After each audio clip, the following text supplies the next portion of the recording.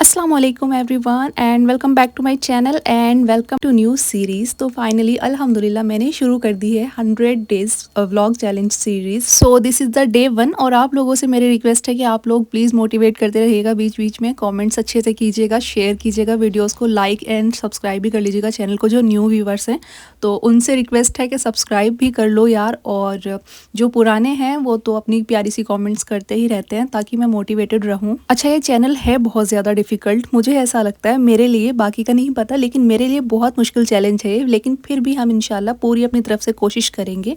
मेरे अंदर ना एक आदत है कि अगर मैंने किसी चीज़ के लिए बोल दिया है कि ये चैलेंज मैं करूँगी या मैं 100 डेज़ तक नॉन स्टॉप व्लॉग्स बनाऊँगी, तो फिर मेरा ये होता है ना कि मेरी तरफ से पूरी कोशिश होती है कि ये वाली चीज़ जब मैंने कह दी है अपने व्यूवर्स को तो मैं इसको ज़रूर कंटिन्यू करूँ, चाहे कुछ भी हो जाए।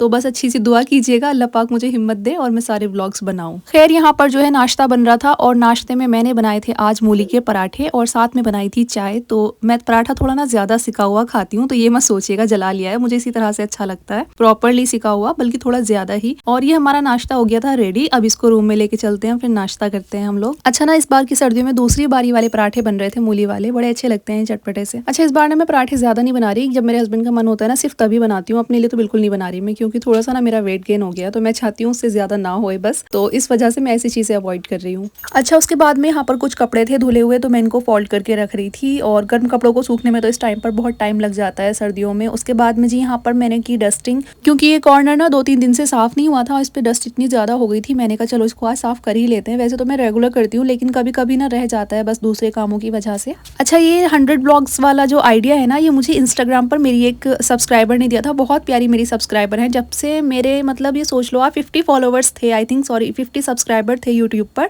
वो तब से मुझे फॉलो करती हैं और हमेशा बहुत अच्छे पॉजिटिव कमेंट्स करती हैं, सारे व्लॉग्स मेरे देखती हैं। तो Alisha, thank you so much, उन्होंने मुझे आइडिया दिया था कि अभी आप ना ये 100 ब्लॉग्स चैलेंज स्टार्ट करो, क्योंकि यूट्यूब पर मुझे मेहनत करते हुए 2 साल से भी 3 साल हो चुके हैं, आई थिंक 3-4 साल हो चुके हैं, 2 साल से तो ज़्यादा ही हो गए।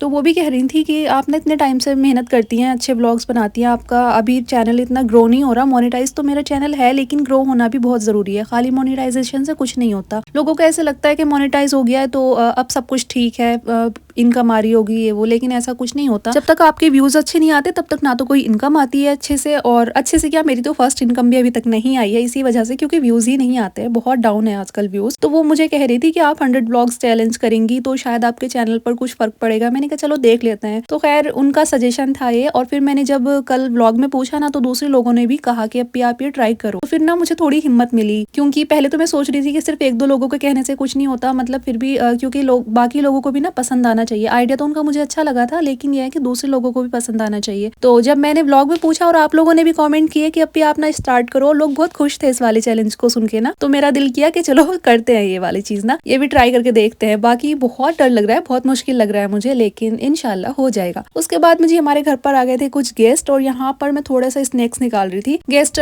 मेरी मम्मी थी खैर, और वो बहुत थोड़ी सी देर के लिए आई थी। आजकल वो बहुत कम टाइम के लिए मेरे पास आती है, उनको ज़्यादा टाइम नहीं होता, तो बहुत थोड़ी सी देर के लिए आई थी, तो इसलिए मैंने चाय बना ली थी, साथ यहाँ पर गाजर का हलवा था। मैंने सोचा इसको गर्म कर लेती हूँ, ये ठंडा हो गया था, तो इसको मैंने ना थोड़ा सा घी डालकर गर्म कर दिया था, और कुछ स्नैक्स निकाले थे। तो ये मैं नाश्ता वगैरह लगा रही थी। अभी हमारी चाय बन के हो चुकी है रेडी, और अब अम्मी के पास बैठती हूँ मैं थोड़ी देर के लिए। साथ साथ मैं लंच की तैयारी भी कर रही थी, क्योंकि वैसे तो मुझे आज कुछ ज़्यादा स्पेशल नहीं बनाना था, क्योंकि मेरी सास अम्मी ने जो है ना दाल बना रखी थी, तो उन्होंने एक्स्ट्रा बना ली थी। वो बोल रही थी कि तुम मत बनाना, लेकिन फिर भी मैंने सोचा कि शाम के लिए ना कुछ बना लेती हूँ, एक चीज़ एक्स्ट्रा हो जाएगी तो अच्छा रहेगा। तो मैंने ना आलू का भरता बनाया था, यहाँ पर आप देख सकते हो। तो ना ये मैं गीला वाला भरता बनाऊंगी और साथ में बनाऊंगी राइस। और आपको पता है रेसिपी तो मैं हर चीज़ की नहीं दे रही होती, ये तो बहुत बेसिक सी चीज़ है, वैसे भी सबको ही बनाना आता होगा। मसाला भून के कुछ नहीं करना होता, उबले हुए आलू मैश करके डालने होते हैं अच्छे से, फिर पानी डाल दो, बस यही इसका कुछ तरीका होता है बनाने का। तो इस वजह से ना मैं कोई कुकिंग का पार्ट इसका जो है ज़्यादा रिकॉर्ड नहीं किया था, और वैसे भी कोई स्पेशल चीज़ जब बनाती हूँ ना तभी मैं उसकी जो है रेसिपी शेयर कर रही होती हूँ, बाकी तो नहीं करती हर चीज़ की। उसके बाद मुझे यहाँ पर मेरी बेटी परफ्यूम्स का एक पैकेट लिए खड़ी थी, तो वो ना इसको निकालने की कोशिश कर रही थी। तो जैसे उसके मम्मी पापा को शौक है ना, तो वैसे ही वो भी सोचती है कि उसको ना अभी से इतना एक्साइटेड हो जाती है वो परफ्यूम्स की बॉटल्स को देख करके, पता नहीं क्यों, पता नहीं वो क्या समझती है इनको। जब हमें लगाते हुए देखती है ना, जब अप्लाई करते हैं हम परफ्यूम, तो बहुत खुश होती है, बट बच्चों के तो नहीं अप्लाई कर सकते ना, इसलिए मैं उसको नहीं देती होती। खैर उसके बाद में हमने लंच किया। यहाँ पर आप देख सकते हैं राइस, और मैंने साइड में दाल भी डाली हुई थी थोड़ी सी। और उसके बाद में जी मैं आ गई थी बाहर मशीन लगाने के लिए। शाम टाइम था वैसे तो ये, लेकिन मैंने सोचा अभी ही लगा लेती हूँ,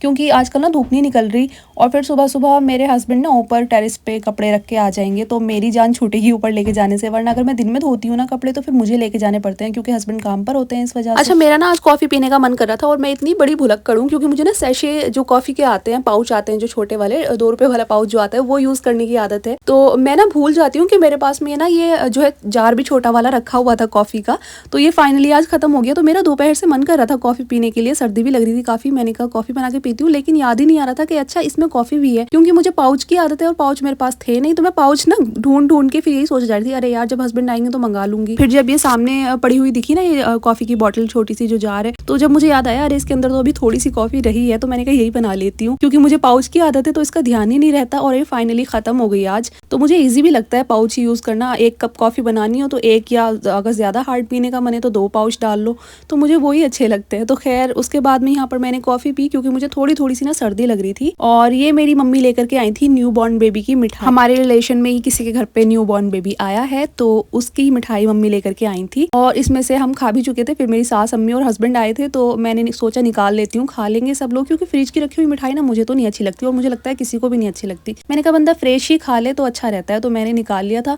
फिर हम सबने मिठाई वगैरह खाई। उसके बाद में यहाँ पर जो है पूरा रूम मेरा नीट एंड क्लीन था, और इतनी खुशी होती है ना नीट एंड क्लीन रूम जब होता है तो बड़ा अच्छा ना, अच्छी फीलिंग आ रही होती है, मतलब इंसान को अलग ही वाइब आती है। क्योंकि गंदे रूम में ना मन नहीं लगता, फिर अगर जितना आपको मैस हुआ दिखेगा ना रूम में, उतना ही ना दिल अजीब हो रहा होता है कि यार इसको समेटो जल्दी से। उसके बाद में हमारे सारे कपड़े भी वॉश हो गए थे, आप देख सकते हैं, और मैंने टब में करके रख दिए थे एक ही जगह। फिर मैंने सोचा मैं इनको तार पे डाल देती हूँ, तो वो तार ना मैं खोल देती हूँ, तो फिर दोबारा से मैंने उसको बांध लिया। मैंने कहा इनको ना तार पे ही डाल देती हूँ मैं, फिर सुबह में ना ऊपर पहुंचवा दूंगी। अच्छा, फिर यहाँ पर किचन में बर्तन पड़े हुए थे खाने पीने के, तो मैंने सोचा इनको ना जल्दी से वॉश कर लेती हूँ। फिर मैं आ गई थी अपनी किचन में और मैंने सोचा बस जल्दी जल्दी से अब इनको धो लेती हूँ। सर्दी इतनी ज्यादा लग रही थी ना, पानी को इतना ज्यादा ठंडा आता है इस टाइम पर कि मन ही नहीं करता बर्तन धोने का। लेकिन मेरी आदत है कि मैं शाम को बर्तन जरूर वॉश कर लेती हूँ। दिन में भले एक बार को ना हो तो चल जाता है, लेकिन शाम टाइम में मैं जरूर ना अपनी सिंक खाली करके जब सोती हूँ। अच्छा, यहाँ पर मेरी तबीयत थोड़ी डाउन होने लगी थी। मैंने जो आलू का भरता बनाया था ना दोपहर को, उसको खाकर ना मेरी हमेशा तबीयत खराब होती है। उसको खाकर ना मुझे सर्दी लग जाती है, पता नहीं क्यों। और वैसे भी मैंने वो राइस के साथ खाया था, मुझे अच्छा बहुत लगता है, मेरा मन भी कर रहा था तो मैंने बना लिया।